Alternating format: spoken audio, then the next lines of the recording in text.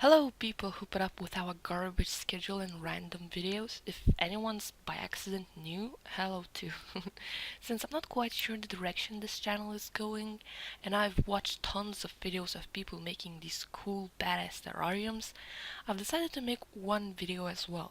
Angel, my best friend who I run this channel with, approved my idea, so here we are.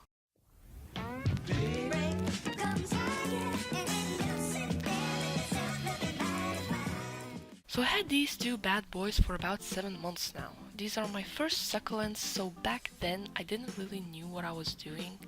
This time around, however, I've actually done some research like a sensible person would do. And by research I mean I watched a few YouTube videos, so now I know everything there is to know. Turns out they're dying.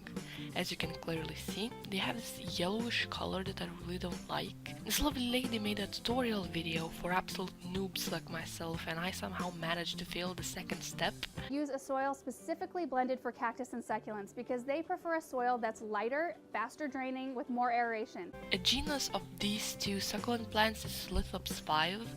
I have no idea what 5 stands for, but as I was buying soil, I also bought a friend for them. They should be like cousins or something. Since Lithops is a mouthful to pronounce, I'm gonna call these boys living stones because it sounds cool. So this time I actually bought cacti, succulent and bonsai tree soil, all 5 liters of it. Since I know very little about the types of soil, I tried looking for an English description so nice people on the internet could judge me that I bought the wrong damn soil. Well, we'll have to do with a Lithuanian description. I roughly translated the ingredients and they are peat, quartz sand, clay granulus, calcite. At this point I got confused because the next thing was clay again. I mean, more clay? How much clay can there be? But further investigation led to a conclusion that they actually are hydroclay pebbles, whatever that is, and NPK fertilizer. As I was removing the plants, I actually dug my fingers in the soil and it was terribly wet. Keep in mind, I wasn't watering them for over 2 weeks. This soil holds moisture too well, and that's why it's not okay for succulents. Next, I simply but carefully remove the plants, very carefully. You can see the second one is actually barely holding on. Now, just to prove how wet and nasty this is, I made a video of me trying to remove the soil from the pot. It was just stuck there and formed these weird hard balls. That's not what you want your balls to be. How hard are you trying not to make a ball joke right now? They're smoking.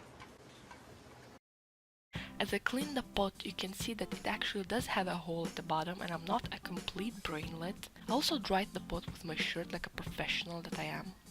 So to prevent that last thing from happening again, and actually learning from my mistakes, I figured out to put some rocks at the bottom, because I heard people do that.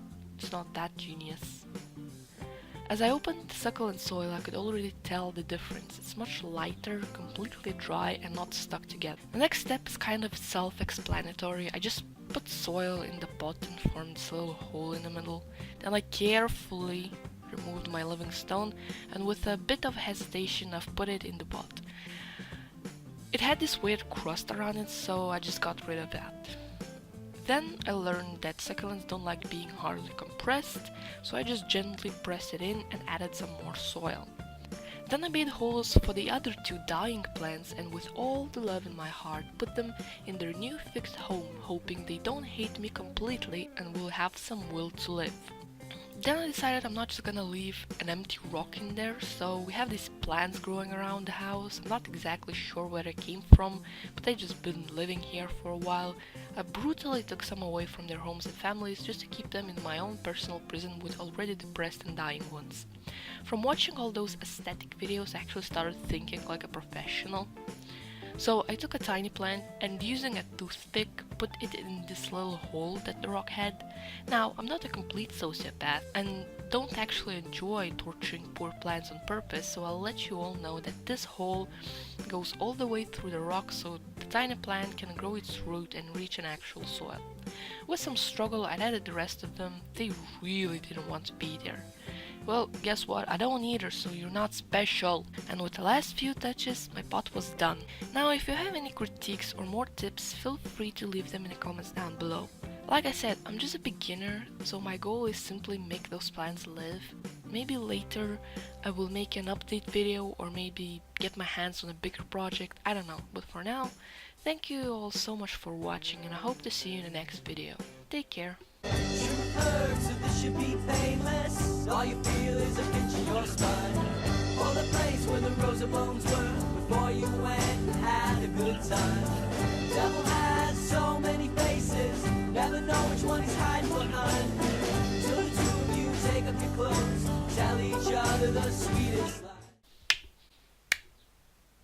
Meme review.